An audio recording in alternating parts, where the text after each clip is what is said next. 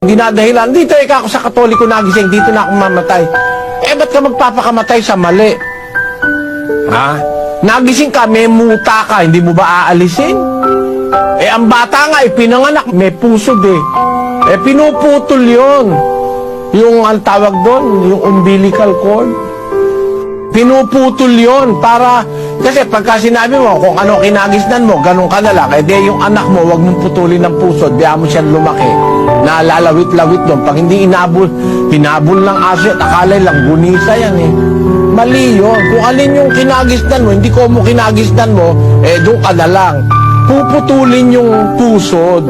O kaya aalisin mo yung muta. Nasusulog yung bahay mo.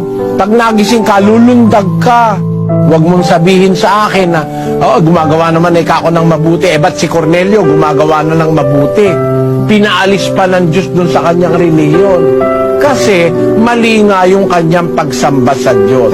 Ang pinaka-importante, kapatid, sa tao, yung ating pagsamba sa Diyos dapat tama. Kahit gumagawa ka pa ng mabuti, mali naman ang pagsamba mo sa Diyos, mahirapan kang maligtas, kapatid.